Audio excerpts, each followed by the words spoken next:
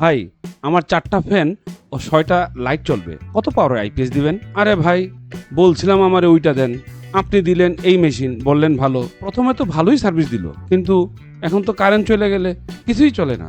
জি প্রিয় বন্ধুগণ, আমরা কিভাবে আইপিএস কিনবো এবং এর সংরক্ষণ করব তার সবগুলো উত্তর আজকের এই ভিডিওতে পেয়ে যাবেন, যদি আপনারা এই বকবকীয় আলাপ শুরু থেকে শেষ পর্ব পর্যন্ত দেখেন। প্রথমত আমাদের জানতে হবে আইপিএস কি এবং ইউপিএস কি। আইপিএস হলো ইনস্ট্যান্ট পাওয়ার সাপ্লাই, অর্থাৎ তাৎক্ষণিক বিদ্যুৎ সরবরাহ, আর ইউপিএস হলো আনইন্টারাপ্টেড পাওয়ার সাপ্লাই, অর্থাৎ নিরবিচ্ছিন্ন বিদ্যুৎ সরবরাহ। ব্যাপারটা আপনাদের একটু এইভাবে বুঝিয়ে বলি। ধরেন আপনি একটা অফিসে কাজ করতেছেন, হঠাৎ আপনার চা খাইতে মনে চাইলো, আপনি কলিং বেল টিপলেন, অফিস সহকারী আসলো, তাকে বললেন চা খাবো, সে চা বানায় আপনার সামনে নিয়ে আসলো, তখন আপনি চা খেলেন। এটা হইল আইপিএস, মানে চাহিদা মাত্র পাওয়া যায়। আবার অন্যদিকে সেই অফিস সহকারী সে আগে থেকেই চা বানায় নিয়ে আইসা আপনার সামনে দাঁড়ায় আছে, শুধু তাই নয়, সে আপনার মনের ভাষা বুঝে, সে যখন বুঝতে পারলো আপনার চা খাইতে মনে চাইতেছে, সে তখনই আপনাকে চা দিল, আপনি সেই চা খেলেন। একে বলে ইউপিএস, মানে চাইতে দেরি কিন্তু পাইতে দেরি নাই। এবার আসেন আপনাকে বলি, কেন আপনি আইপিএস বা ইউপিএস কিনবেন? এক কথায় উত্তর, আপনার ঘরের ইলেকট্রিক এবং ইলেকট্রনিক্স যন্ত্রপাতিগুলো সচল রাখার জন্য। তাইলে আপনাকে অবশ্যই জানতে হবে আইপিএস বা ইউপিএস কেনার আগে আপনার সেই যন্ত্রপাতিগুলোর ওয়াট কত। এটা আপনি সেই যন্ত্রপাতিগুলোর গায়ে স্টিকার লাগানো থাকে, সেইখানে দেখা জানতে পারবেন, অথবা এর সঙ্গে দেওয়া ব্যবহার বিধি পইরা জানতে পারবেন। আর না পারলে আমাগো আইপিএস এবং ব্যাটারি ব্যবসায়ীরা তো আছেনই, তারা তাদের অভিজ্ঞতায় আপনাদেরকে এই সার্ভিস দিবে। সুতরাং চিন্তা করেন না। আজ থেকে 2 যুগ আগে আইপিএস কি তাই তো মানুষে জানতো না। এইটা শুধুমাত্র এলিট শ্রেণী বা ধনী শ্রেণীরা ব্যবহার করত। তখন দামও ছিল অনেক। কে কইছে আমাগো দেশে বিজ্ঞানী নাই? আপনি ঢাকায় যাইয়া একটু জিনজেরায় ঘুরে আইসেন, আমাদের দেশের সোনার ছেলেরা এক সময় ঠিকই বানায় ফেললো এই আইপিএস। বিভিন্ন জায়গা থেকে পার্টস সংগ্রহ করে আনিয়া ফিটিং করে দিল, ব্যাস তৈরি হয়ে গেল আইপিএস। ধনী শ্রেণী থেকে আস্তে আস্তে মধ্যবিত্তের নাগালে চলে আসলো।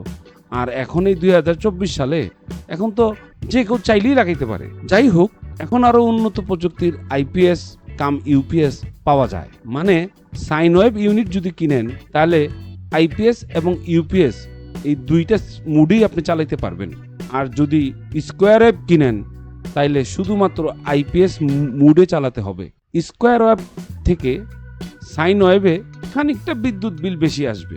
সাধারণত আইপিএস ইউনিটের গায়ে লেখা থাকে সেটা কত ওয়াট অথবা কত ভিএ।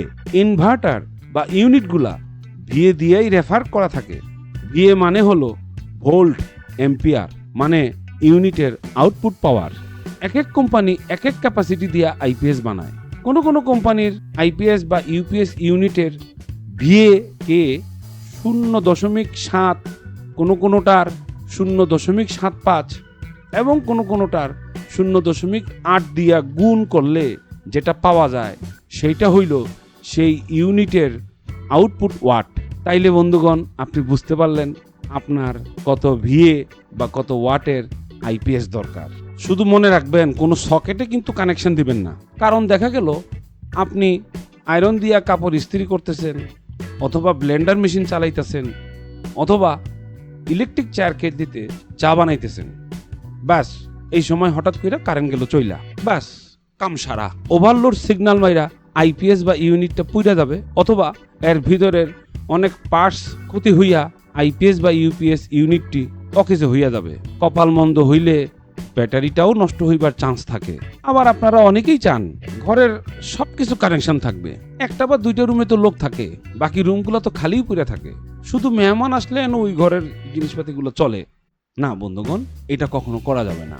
কারণ দেখা গেল মেহমান আসলো, সবকিছু চলছে, এই মুহূর্তে কারেন্ট চলে গেল, বাস কি হইল, কাম সারা হইয়া যাবে। এখনকার উন্নত আইপিএস বা ইউপিএস ইউনিট যেগুলো ব্র্যান্ডের মেশিন, সেগুলোতে এমন সিস্টেম থাকে সহজে ব্যাটারির পানি শুকায়া যায় না, যার কারণে ব্যাটারি লাস্টিং বেশি দিন হয়।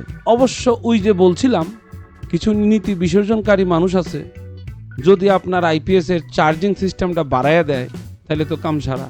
ওভার চার্জিং দিয়া ব্যাটারির পানি ফুটতে থাকবে, ব্যাটারির পানি শুকিয়ে যাবে। কারণ ওভার এম্পিয়ারে ব্যাটারি চার্জ হলে ব্যাটারির পানি খুব দ্রুত শুকায়, আর ব্যাটারির পানি শুকিয়ে গেলে আপনাকে ঘন ঘন পানি দিতে হবে, যার কারণে ব্যাটারির ইলেকট্রোলাইট কমতে থাকবে। আর এইভাবে এক সময় ব্যাটারিটা নষ্ট হয়ে যাবে, বেশি দিন লাস্টিং করবে না। এতে আপনার কি ক্ষতি হলো? অনেক ক্ষতি হলো।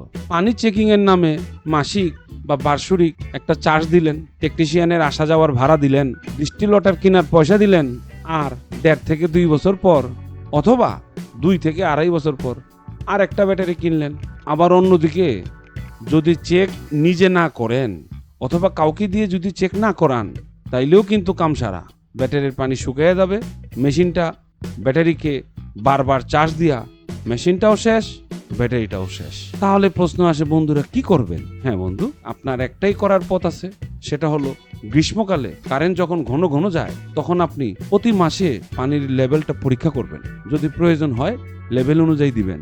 আর গ্রীষ্মের শেষে অন্যান্য ঋতুতে প্রতি 3 মাস পর পর আপনি লেভেলগুলা পরীক্ষা করবেন, পানি ঠিকঠাক আছে কিনা দেখে রাখবেন। তাইলে আপনার আইপিএসটা বেশি দিন টিকবে, ব্যাটারিটাও বেশি দিন টিকবে। তাহলে এতক্ষণ বকবকের মধ্যে আমরা আইপিএস কিভাবে চিনবো, কিভাবে কত ওয়াট লাগবে, কত এম্পিয়ারের আইপিএস আমি কিনবো, এগুলো সম্পর্কে জানতে পারলাম, এবং আইপিএস কিভাবে সংরক্ষণ করব সেটাও আমরা জানতে পারলাম। ভালো থাকুন আপনি, ভালো থাকুক আপনার আইপিএস মেশিনটি। ধন্যবাদ।